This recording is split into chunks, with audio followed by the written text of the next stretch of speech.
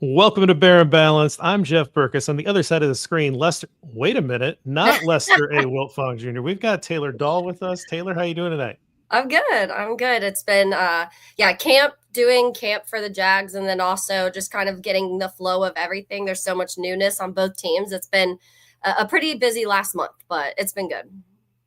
Well, for all of you that are wondering, Lester, like a very smart and savvy veteran, is trying to take care of himself and not practice, during the preseason as much as possible, get as close to the real live action before he gets on the mic.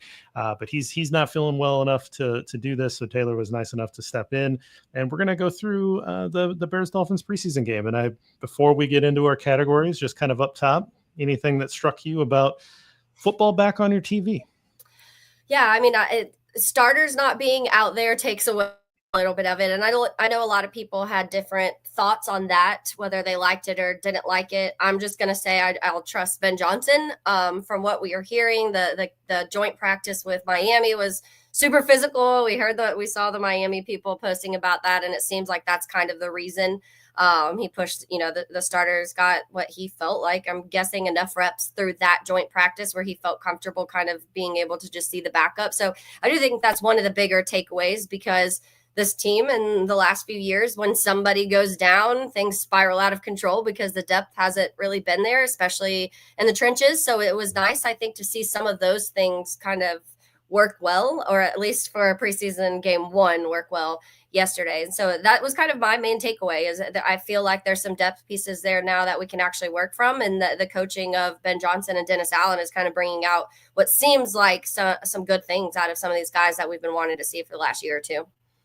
Yeah, I think you have to trust in the new staff until they betray that trust, or what have you. But this is the way they wanted to run it. They didn't see the value of running most of the starters out there in the preseason game one. I think that's fine with me. I think that you've got the Bills game coming up. Obviously, you're going to see the starters in, I would assume, quite a bit here. But, physical, heavy practice. You made mention to, the Dolphins beat writers. I got a kick out of one particular beat writer kind of complaining a lot on social media, and a lot of Bears fans kind of taking exception to that and, making some jokes. And I had a little bit of fun with that as well. But if you're on Twitter, you probably saw some of that stuff, but it was pretty funny. I think overall, it's like preseason football. It matters, but it doesn't matter. It's still really hot out, but it's just this like warning sign, like get all of your summer projects done, because you're about to be busy for the next 5 months of your life. Right. So that's how I feel about it. I'm happy when it comes on, but it's also like, oh man, I didn't get nearly everything done that I needed to. So the next few weeks is going to be a bit of a scramble for me. But let's get into the categories here. Let's start off, as we always do, in the trenches with our trench tribute. Who on the line stuck out? A very obvious one for us to talk about. Yeah, there were the trenches. I think it's interesting because obviously we didn't see any of those main guys out there that we are expecting. So that drop off behind is what we are going to be questioning, because, like I said a second ago, Jeff, one of the biggest issues the last couple of years here has been guys staying healthy on the offensive line. And then the moment someone gets hurt, you just feel like everything collapses, and they didn't really have an answer behind that. So I do think there were some positive things to take out of this. There's worries with Braxton Jones. I think that's what a lot of this focus the next month is going to be, of who's your left tackle, because there were a few moments yesterday, and one went viral, of him just kind of not even attempting to block, it kind of looked like.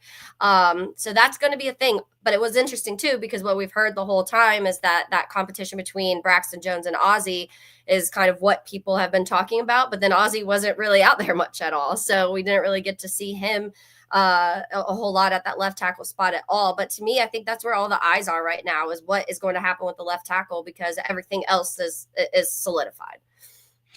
Yeah, I think on the offensive line, I certainly wasn't going to give out my trench tribute on the offensive line, because from my watch of it, it was a bit of a mess.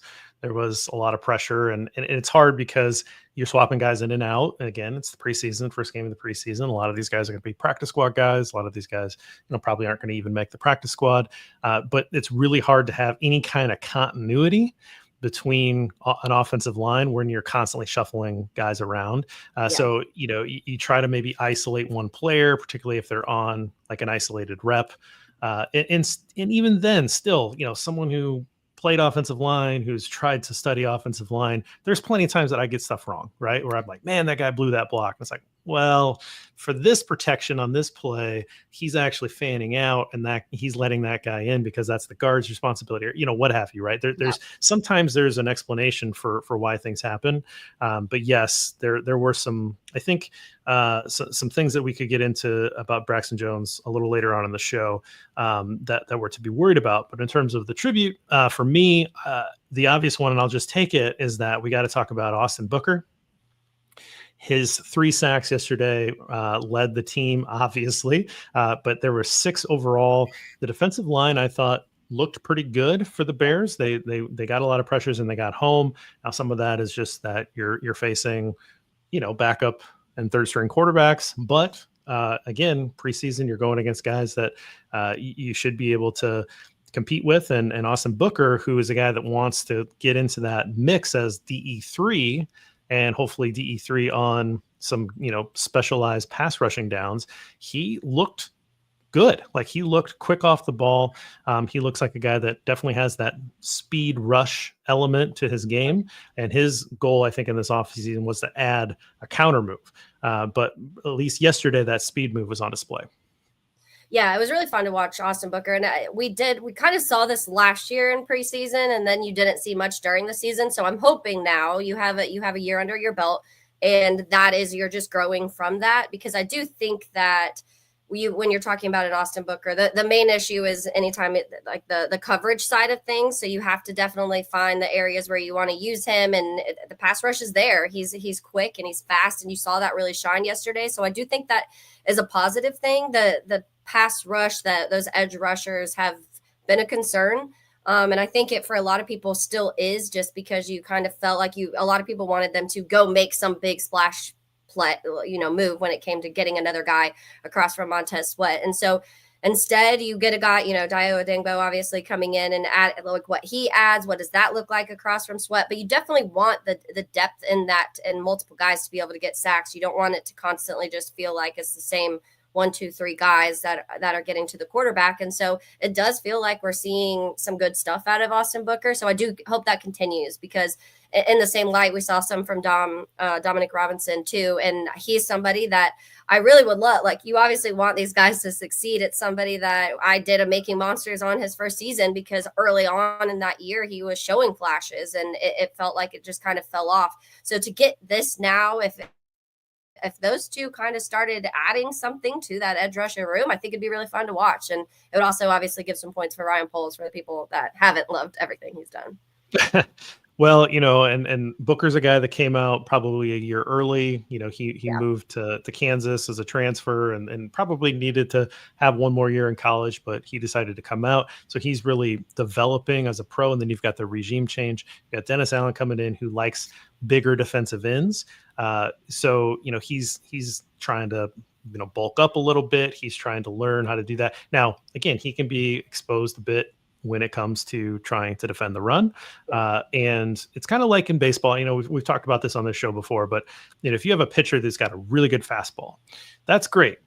But what else can he throw to the hitters to keep those batters off balance, right? If you only have a fastball, then those hitters are just going to sit on the fastball and they're going to time it up. And so if that's all the move that you have, it's going to be pretty easy to block you. But if you develop those counter moves, if you develop a good changeup or a curveball or whatever, then it becomes harder, because they have to respect a counter move. And so that's what I'm really looking for out of Booker. If he can get more reps against the ones, he's going to have to show something other than the speed rush. But again, it's a really good move to build off of. And so it's good to see that flash again. Let's move up into the stat of the week, caught up in a numbers game. I've got kind of a goofy trivia type thing because it's tough to pull from stats. But did you come up with any number that you thought was interesting? So there's two that actually stuck out to me that I saw, and this is somebody that I want to highlight. I went and shared the Making Monsters I did on him too, but Kyle Monange, I think that it's going to be really fun. So far, it looks like he's somebody, he has that patience, but he's also kind of he would run some people over. There was just the vision that you saw from him, I think was really fun. But he had 6 carries, obviously, for that 30 yards, but 19 of those came after contact. So I think that's something that you like to see because when it comes to a DeAndre Swift, he's not so much that guy. When there's green, he's gone, but you want to be able to have a back that can kind of run people over. And that's been what we were hoping Roschon Johnson would be. I don't know. It's obviously hasn't worked out the way that a lot of people would have wanted with Rojo. We'll see what that looks like this year. It seemed like positive things happened on goal line situations with him last year when they actually did that. But it looks like Monangai could be somebody who can kind of bring this run game back to what we feel like it should have been the last couple seasons. And I think with Ben Johnson being like kind of in control of that, it's really beneficial. So yeah, those 19 yards after contact on just 30 yards kind of stuck out to me. He also had 5 yards per carry. So that's a good thing to say. But then going back to the offensive line, I actually saw a stat earlier too, of the rookie offensive lineman with 20 plus pass protection snaps and 0 pressures allowed. Luke Newman was the second in that group. And so he had 32 pass rush snaps and didn't allow a single pressure on that. So that's one of the guys, obviously, that the Bears drafted this year. So that was something that stuck out to me too, because I'm not sure how much people noticed he was out there and how well he was actually doing when he was. It's good for a center to not be noticed. Many times. That's offensive lineman in general, but like certainly a center, right? Because generally you're noticing them because they're getting pushed back in the backfield really fast. But yeah, definitely Monangai. I wanted to make sure we talked about him at some point. Good on the carries. Maybe we can talk a little bit about his pass protection later, which I think will be interesting to see because generally that's what limits a young running back from getting into the lineup is that can they pick up pass protection and can they be an asset out of the backfield in the passing game as well. My stat or my number is the number 42, and this is the number of ties that the Chicago Bears franchise has had in their complete history, just regular season. I have no way to find out preseason. But what I thought was interesting was ties used to happen all the time, or in the early NFL. That was just like, it was super normal. But I saw that this was the first tie in the preseason since 1973 for the Bears. Oh. And so I thought, well, that's a long time ago. So then I thought, well, I don't think I've ever seen the Bears tie. And in my life and live, and that is correct. I have not. The last regular season tie for the Bears was 1972 against the Rams, and then the most ties that they have had in a single season. Any guess? Oh goodness. I feel like when you're talking about those early years, there's probably I'm gonna say like 4, 5. So they had 6 ties in 1932. What a stellar year! But they actually they finished 7, 6, and 1. And the way that they counted, that's not right. So 7, 1, and 6. Sorry, okay. 7 wins, 1 loss, and 6 ties. And so the way that they counted ties back then was that they just didn't count. Okay. They dropped them off. So really the Bears were 7 and 1. And then there were no playoff games at that time. They changed that pretty quick after this year. There are no playoff games. And so the Bears had the best record by percentage. So they actually won the league title at 7, 1, and 6. I think it might have actually been why they changed, they developed a championship game after that. But I just think it's one of the sadder championship records I've ever heard. 7, 1, and 6. So anyway, if you just said they're 7 and 1, people would be like, "That's confusing. How did that happen?" But not a lot of games. Yeah, I just I love that. So what happened? What was the Bears' records in 72, 73? Those years that they were tying. Do you know? Probably really bad. Bad. Yeah, Yeah. the Bears are bad in the 70s. This was Yeah. like Abe Gibron era Yeah. 72. So very, very bad teams. But they did have a tie on their record in 1963, which was the second to Yeah. last championship, right? Mhm. And there was another tie in like 46, which was a championship year. And I was trying to like, oh, did they have like a tie in championship years? And Yeah. yeah, a few, but like, that's just more, I think, just the randomness of the fact that the Bears have Yeah. a lot of old championships Yeah. and they tied a lot back then. Yeah. Um, anyway, random tie news, just haven't seen it much in Chicago. How about social media? Did you come up with anything that you wanted to highlight that you found on social media that isn't, part of a cesspool? Yeah, so this one's it's kind of an obvious one, but I think it's something that is going to linger throughout the season if things go well. And it was immediately the gift being made of Ben Johnson when he is celebrating, obviously after the Noah Sewell when he goes and he gets that tackle for loss at the goal line. First of all, that was so much fun. It's also another player that's really exciting to kind of see something come out of because we talked a lot about Noah Sewell the year he was drafted, and then it feels like haven't talked about him much at all since then. So that was cool to see that for him. It was a fun game in general for Sewell, and I think those are moments where you do see flashes of why they drafted him, and again, you want that to continue, but the Ben Johnson gift that was kind of made out of that, I think is something we are going to see hopefully a lot this year. Anytime the Bears win or anytime the play call is something crazy and kind of quirky, like some of the stuff Ben Johnson likes to do. So that was something that stuck out. I immediately bookmarked it because I'm hoping I'm going to be able to use that GIF a lot. But that was one of the things that kind of just stuck out to me because it makes things feel different and real because I just feel like it was just so like with Eberflus, it was just like it felt like nothing really there, and it always was just kind of the same thing and same reactions, and it's nice to feel like there's a coach out there with energy, and whether that's him being pissed off on the sideline or showing that emotion, it's just nice to see that out of a coach who cares about what's happening.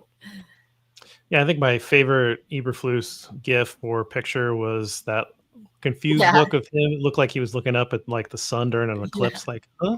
Like that was kind of Eberflus in a nutshell. But yeah, Ben Yep. Johnson brings an energy, right? Like he knows this, he's the scheme master, right? Like this is why you love him. He's a play sequencer in terms of a play caller. Like again, why you love him. Mhm. He's bringing these things, but then he's also bringing this leadership and energy that feels authentic. That the Yeah. players seem to be really rallying around early on. Now, again, that happens, and you have to like Yeah. You see got the to wins to win. make Yeah. that continue. But like, I think overall, he's certainly won over the fan base. I think he's someone that just seems to really resonate with Bears fans Yeah. early on, and he definitely has the benefit of the doubt right now. Yeah. So yeah, I love that. And you're gonna have to teach me how to bookmark a GIF because Okay. that sounds great. Uh, all right, so mine's from Nicholas Moriano, our friend over he's at Nicholas Moriano. He said, thought Luther Burden had a good chance of scoring a touchdown on this play. He had a video of the play, and I'll describe it here in a second. But good play design with the play action, and Burden runs a nice corner out towards the back left corner of the end zone. So it was the play ends up being, Tyson Bagent has a play action fake, boots around, and he dumps it short to Carlson, Mhm. who gains a few yards, but doesn't score a touchdown. And if you watch the play, he has two players in his vision. He's got Carlson underneath, and he's got Burden in the back of the end zone. And I'm not sure that Bagent has that throw in his bag. It's a tough throw, like Yeah. running to your left as a right-handed quarterback. And he took the safe option. That's a very like there's nothing wrong with that, right? Yeah. Like it's a he's a backup quarterback. That's a play that he made. It's a positive gain. It's a throw that he felt like he could make 95 times out of 100, 99 times out of 100, what have you. He may not be able to make that throw in the back of the end zone, but it was wide open. Yeah. And so that's just a scheme result. That's a guy that's really schemed open based on that play action. And I think once the starters are in, once you start seeing some of these schemed open plays, you're going to see some easy gains, right? Yeah. You're going to see when you get Caleb in there, a guy that can make any throw. You are going to see some of these easy buttons being able to be hit Yeah. where you didn't see it last year. And so even though I didn't see that much on the field yesterday. In terms of execution, there were a couple of those that were open, that were easy Yeah. buttons that I think we'll eventually see because the scheme is going to scheme these guys open. Yeah, it's something I talked about a lot last year because I'm trying to remember. I think I did a podcast with, I'm trying to remember who it was. One of the former coaches. I can't remember even what his name is now, but he was that's what he talked so much about, is having the easy button and being able to use that, especially for young quarterbacks who you're trying to develop and you're trying to get comfortable back there. Because the last thing you want to do is take those little things away from them, because those easy buttons, that's what Shanahan's so good at. Like when you talk about Shanahan and his play calling and what works, he uses that easy button so much. It's something that we saw with Mike McDaniel and Tua too. And those things just open up other opportunities, obviously, but it takes some pressure off your quarterback from having to force so much and like play that hero ball. And there is that balance. When it's Caleb Williams, you're going to want Mike Golick Jr. When I just did my podcast with him, he was saying, like, you don't want to take that away. Caleb can be a magician and he can kind of do Houdini stuff, and you don't want to fully take that away, but you also a point where he's comfortable. And the best way to do that is have those easy buttons. And you have the weapons with Luther Burden, with Cole Kmet, with Colston Loveland, some of these guys that you can take take those easy midfield type of stuff that we saw Caleb actually be pretty successful at last year when it came to that mid-range. Continue to develop those parts of him. And I feel like it and with Ben Johnson, the combination of those two, I think it'll be really fun. I really do. I really think that's what I was looking for, was a couple of those interesting. I was looking for aggression, which was there. I was looking for some of the schematic stuff, which you're not going to see a ton of because it's still, early preseason, and he's not going to show you his whole playbook. Yeah. But I just think that there's going to be some. We just haven't seen a lot of play action in this city for a long time. This is the thing that I have been asking for years and years and years. Please just have some play action, marry the run game to the pass game, please. And Ben Johnson is very good at that. And I was just really excited to see something there that I think will eventually result in some points here. So, all right. So quick break for us on the other side. We're going to talk about the quarterbacks real quick, and then we're going to get into everybody's favorite category, the three bears. Stick with us.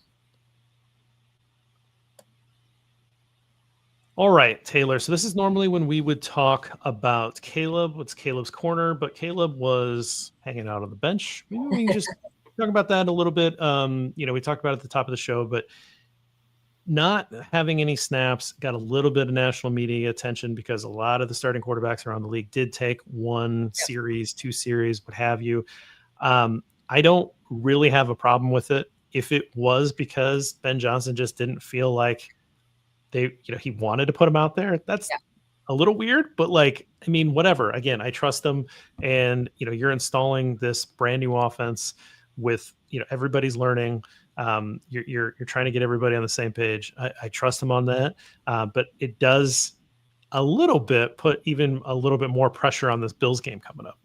Yeah, I think you'd want, my hope is that we see a half of Caleb at this point then, because I just feel like you want to see some of those game reps, because most of the time the third preseason game, nobody's playing. None of your starters are really playing nowadays. And so you have this next game against the Bills, who obviously is a good football team you're going against. And so there's a lot of things that you can take away from this. And I know preseason's interesting, and a lot of people are don't really like preseason because you're not seeing offenses run full speed because they don't want to show everything. Starters aren't playing in certain teams, and you're kind of taking it a little bit easy. It's a little more simplified than maybe you normally see. But I do think that game reps are good. You want to get some of the maybe penalties. You want to get some of that stuff shaken out, a lot in formations and alignments and all of that. That's what preseason is for, to make sure that you're coming out and just the game time, game management, the time management and that, which obviously was an issue last year for several games. You want all of that stuff to be kind of looked at and start to get comfortable. This is an offensive line where there's potentially going to be 4 new guys in front of Caleb. So you want to start to see some cohesiveness with that. I know the joint practices, they say the teams take a lot out of the joint practices nowadays. And sometimes some coaches feel more out of joint practices than they do out of preseason games. So at least there's that, but I think we're going to want to see it. You want to see what some of these connections you saw or you're hearing in camp, that connection with Rome continuing to grow. But Luther missed a lot of camp. And so you want to start getting those two kind of on the same page too. I just think that you're definitely, in my opinion, I want to see a half of football with Caleb Williams against the Bills. Absolutely. So hopefully a week from now, we're talking about that. Let's talk about the other two quarterbacks real quick. Yeah. So Tyson Bagent goes 9 for 13, 103 yards, 1 touchdown, 1 interception. It's a bad decision, bad throw. Didn't get away with it. 2 sacks.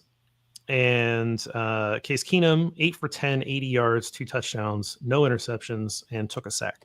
So again, Tyson Bagent's playing against a little bit stiffer competition, and then those, the Dolphins. I don't know the Dolphins depth chart, as well as I know the Bears depth chart, of course. But the players around these guys are becoming more towards the end of the roster or practice squad, or guys that are probably not going to make it.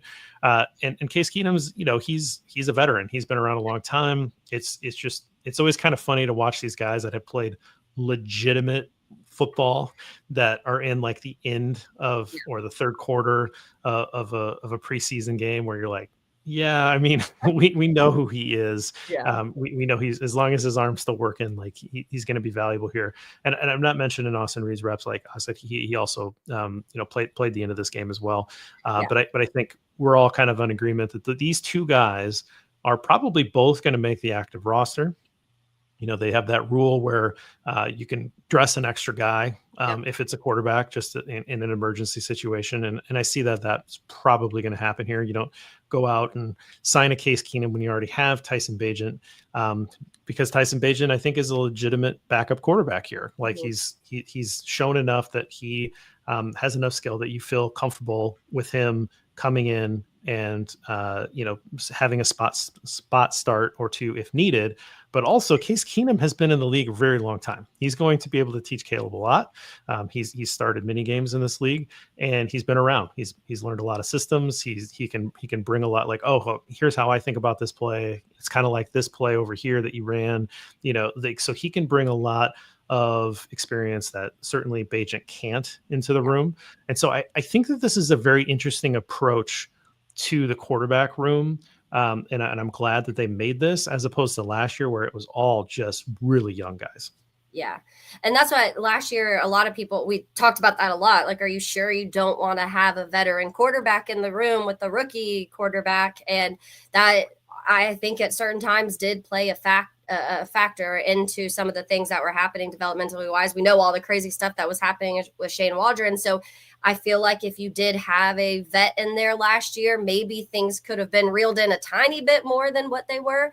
But it is interesting, and it's an interesting dynamic, because a lot of times when you are building your quarterback room, you like to try and have quarterbacks that are similar, obviously, because then if your starting quarterback goes out, you don't want to have to completely switch everything that you do offensively. And I do think that is one of the benefits of Tyson and Caleb. And you said this earlier, like he can't make every throw that Caleb he can't do that, but he can do a lot of similar things. He can move when you need to. We saw some of that play action stuff he could do yesterday. So I do feel like they're similar enough to where, hopefully not, but if something were to happen to Caleb, I would be confident that they wouldn't have to completely shift and change the entire offense. I think Tyson would be able to run something pretty similar. Maybe some of the throws you'd have to eliminate, but I do think what Ben Johnson is good at it when you talk about the schematically and scheming guys open and stuff like that, I think that would help Tyson.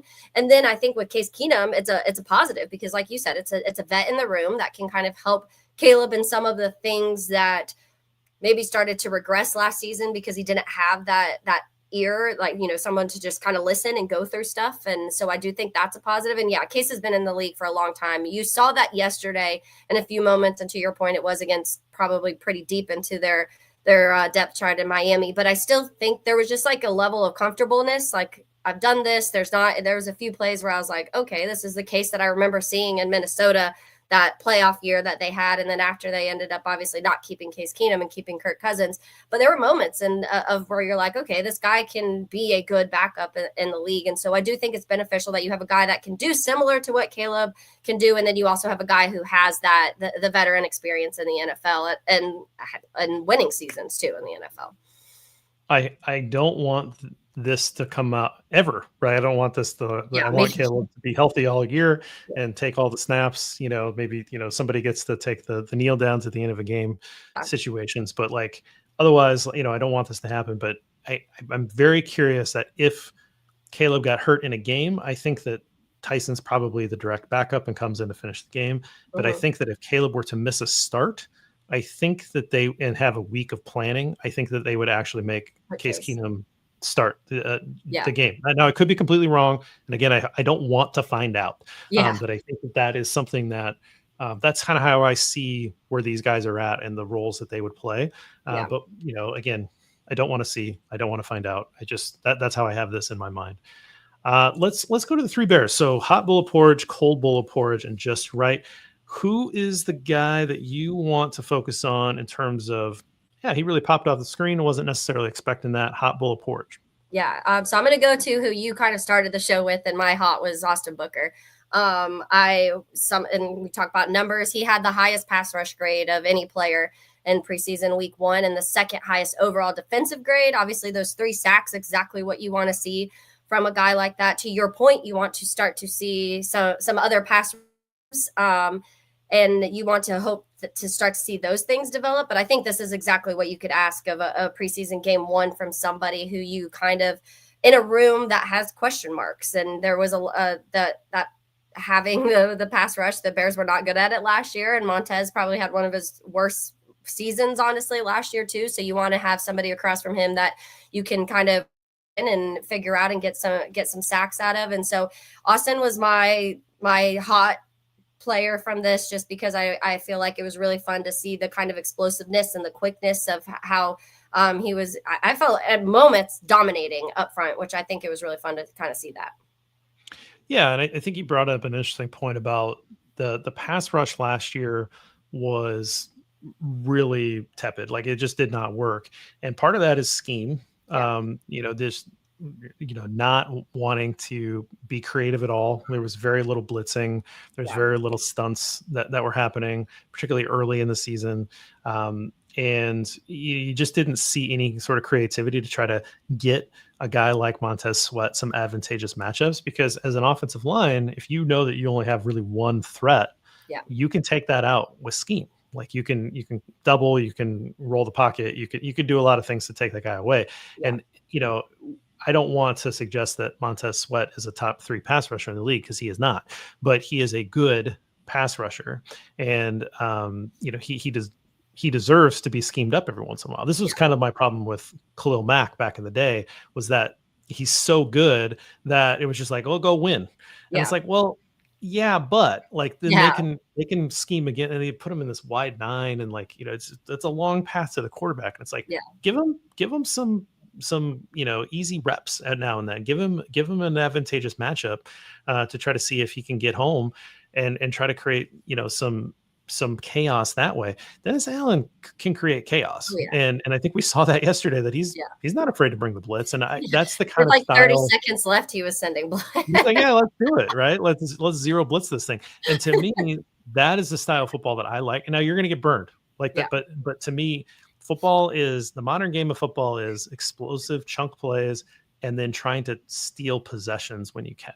So if you can create some, sacks with some strip fumbles, you can create a tip ball that gets picked off. Like you can do something where you take a possession away from the offense and give it to your offense. Mm-hmm. That's how you win football games in the modern NFL. And I love to see a more attacking style defensive coordinator. And so that was a lot of fun to see. So absolutely. I think, Booker and I think just overall, like the willingness to be aggressive is what I like to see out of this defense. And I think we're going to be talking about this defense maybe more than we thought we would, because I think that they're really gelling quick with Dennis Allen. So that's really good to see. We already talked about this, but Kyle Monangai running the football, the first time I've seen him in a professional setting running the football. I thought he was very impressive. He didn't have a lot of tackles for loss at Rutgers. He doesn't fumble, right? Like he didn't fumble in college. And so those are 2 things that are nice to have in a backup running back. I don't think that he's going to get 15 carries a game or anything, but I think that if he can figure out the pass pro, then he can eventually be counted on to be in these games and take, 3, 4, 5 carries every once in a while. Like, that's an interesting rookie season from him if he can get in and get a few snaps and carry a few times. So if he can be trusted in the pass pro, I think we will see him, but it may take a little while. It may take a few weeks into the year before they feel comfortable putting him out there. So that was the guy that I wanted to talk about for hot. Let's flip it around and talk cold bowl of porridge guy that's like, oh boy, what's happening here? Anybody stick out for you on that? So mine is kind of a group in general, and this was like the kick and punt returners and the kick and the special teams, I think, in that area in general. And Richard Hightower is the one guy they brought back, and this was a special teams that there's a reason for that, because they've had a lot of success back there when Bayless wasn't muffing punts. But when I was looking at some of those numbers, not good. They averaged 9 yards a return when it came to those punt returns, while Miami had 19. So they averaged 19 on the punts, while we had 9, and then we averaged 21.7 yards per attempt on kick returns. Miami averaged 38.7. So definitely not what you want to see on either side. We weren't doing enough, and then also I felt like every time they were almost starting midfield, which you obviously don't want to let happen. And I think that the defense, we know this defense, and when they talked about it a lot during the broadcast yesterday, the red zone defense from last year being one of the better ones in the NFL, and it looks like they can be that again. But if you're constantly giving the ball to the opponent and they're getting it on the 40-50, it worries me a little bit. And I know there's things that are figuring out. I like Hightower. I think that they'll start to shake things out. I've known in the past, Devin Duvernay last year in Jacksonville really didn't do much, but his previous seasons before he hit Jacksonville, he was a really, really good returner. And so I am expecting more from that. But that whole, in general, punt returns, kick returns did not have me very excited yesterday. Yeah, I'd like to see the hang time on Torrey Taylor's punts, but it felt like they landed quick. Yeah. And so even though he got a lot, he literally outkicked his coverage. That was my quick takeaway. Again, I didn't time him. I didn't see anything about it, but it felt like he got some good distance, but he did not get a lot of height. And so I think that was the problem on 2 of those punts that I saw.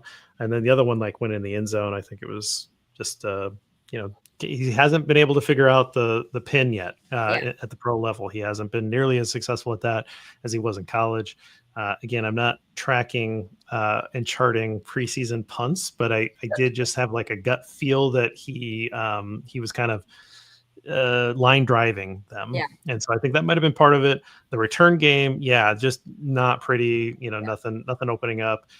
Part of that is that, again, you're building these special teams out of a lot of players that, probably aren't going to be active on game day, but you'd like to see a little bit more juice from somebody, a lane open up every once in a while. It just seemed like it was not pretty. And they got away with one. There was one that kind of skittered to the pylon. I was oh man, that looks like that's trouble. So special teams is a good call out there. For me, my cold bowl is, I'm going to give it to Braxton. And I didn't have a chance to watch all 22 tape. I think it dropped about an hour before we started here. What I could see from the television view, the broadcast view, maybe it's just rust. Maybe it's like, maybe his body really isn't right yet, but he did not look prepared on a few of those. And it's just my interpretation of what's happening. But, a few of those, his body just looked stiff and, easily outmaneuvered and shrugged off.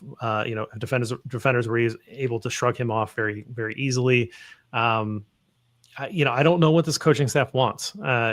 They drafted a player in the second round with a premium pick that they like. And you have a left guard that was traded for and signed an extension. You've got a high free agent acquisition at center. You've got a right guard that they traded for and gave an extension to. And you have a premium pick that has proven and has played well in Darnell Wright at right tackle, who, will almost certainly get an extension here in the near future. So you have 4 guys of your 5 offensive linemen that you feel pretty good are going to be here for the next 2-3 years for sure. Do you think that they want Braxton Jones, who almost certainly is going to play for another team next year? Or do they want their guy Ozzy Trapillo to come in, and even if they have to maybe scheme around him a little bit, they want him to get in and gel with that Yeah. other forward group so that they're playing together from the start and they have, the ability to build some continuity here. I I think the coaching staff's like, if this is a tie, we're going to go with Ozzy. Yeah. So the pressure I think is on for Braxton, but if his body's not right, then I think it's better for him to know that and take it slow and protect himself. But I just obviously I want the best player out on the field, Yeah. but I want these guys to to not push themselves into a point where they have a re-injury and set Yeah. their career back or anything like that. But that was let's just hope that it was rust because it did not look good from where I was sitting. Yeah, and it's like we always know we've talked about Braxton a lot when it comes to like the bull rush and not being able to handle that, but there was just completely missed blocks yesterday. And I mean, the one that went all over Twitter, he had a handout and it was like he just kind of assisted him actually to help him to the quarterback. And those are just things you don't want. But yeah, I agree with you honestly. I think that if it came down to it's the week before week 1 and they're having a conversation and they're like Braxton and Ozzy are neck and neck, like either one, and not saying that that's great. It's probably if that's the circumstance, then it's probably not quite at the level of left tackle that you'd hope for. But I think they'd go Ozzy. I mean, what was Braxton was a 5th round pick, right? So you're talking about yes, a Ryan Poles pick, but there's this new coaching staff. Ben Johnson has the type of offensive lineman he likes. And obviously, I'm sure he had a lot of say in what this Ozzy pick and what he liked out of that. He's a massive human being. And so you want a lot of the criticisms, honestly, kind of came from that, where people are like, is he going to be able, he's so big, is he going to be able to kind of like get down and be able to do the things that some of these offensive linemen at the tackle position are able to do? I've liked what I've heard from camp of what people talk about when what Ozzy's been doing, but I think that you pick Ozzy, you pick your rookie because you want to get those 5 gelling as soon as possible, and hopefully that's your future 5. That's where I'm at with it. Yeah. All right, how about the just right bowl? A guy that's just like, yep, that's what I was hoping for. Yeah, I'm going to go Luther Burden on this one. I think that he obviously there are a few. The one stuck out. Obviously, the first one, it was the 3rd and 15.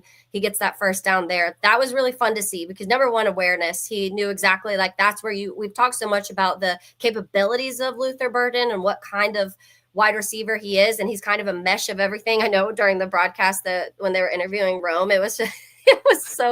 He was so awkward. He was like, I don't really know how to answer this right now. Cause she was like, if DJ and you had a baby, it's Luther Burden. Hilarious. But I do think it is like, it does feel like he kind of has he's that middle ground between those 2 wide receivers and can do a little bit of both.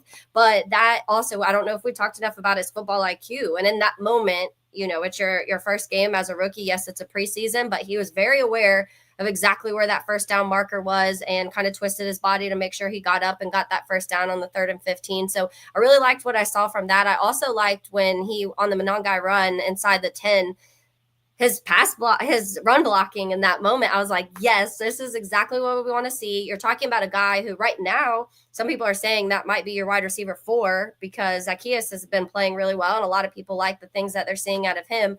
So if you're wide receiver 4, you're going to be asked to do some of those things. So to me, it's really positive that you were able to see the run blocking ability yesterday in the game too. No block, no rock. Yeah. The Ben Johnson way. And so you gotta make sure that you buy in all phases. And, some people were freaking out about Luther Burden because he was an early 2nd round pick. They had all those 2nd round picks held out for guaranteed money. It was a whole thing in the off season, and they were waiting for like this guy to sign so they could kind of, okay, well this next guy will take a little less. Yeah. Everybody's starting to get nervous, and then like, oh, he's a diva. I didn't hear anybody say Ozzy Trapillo was a diva, right? Even though he was holding out, right? Yeah. And so I just, they didn't say that about Turner, right? Like, it's always the receiver that they're going to do that. And maybe he is a little diva, right? Like most receivers have that. Most receivers that aren't named Rome have at least a little diva to them, right? But I had Luther Burden written down as well because I wanted him to kind of jump off the page. Playing in the preseason game, you're not going to have a lot of starters on the field. I wanted to see did he jump off, and to me he did. Yeah. And so that's exactly what I wanted to see, because if you're jumping off the page against guys that are backups, when you get in the game against starters, I think that means that you have a high potential of looking like you belong. Yeah. And so that's what I was hoping for. I think I saw it. I felt really good about that. I I, I also wrote down Ben Johnson. I always like to write down two names in Yeah. case Lester Yes, I takes take mine. yours. Well, yeah. So you did take mine there, but I wrote down Ben Johnson because uh, this is the first time I've called my shot Yeah. on and correctly, I should say, Yeah. on a coach, and I have been talking about it for over a year. Like this was, I thought they should have fired Eberflus the year Hmm. before, and I would have gone after Ben Johnson again. You can't know for sure what would have happened, but like Yeah. that's where my mind was, right? And so I've just been watching this guy.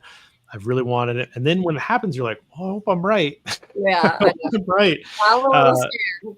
and That's so how I am with Rome because I beat the table about Rome so hard. I was like, if I'm wrong about Rome, this is gonna look really bad. it happens. We all get stuff right and wrong over time, but this is definitely the first time that I've actually like this has happened. Yeah. And so I wanted to see I think this guy's going to be creative. I think he's going to be aggressive. I think he's, all these things that I saw in Detroit, but then, sometimes circumstances change and maybe now I'm the guy, so I'm going to play Yeah. things differently.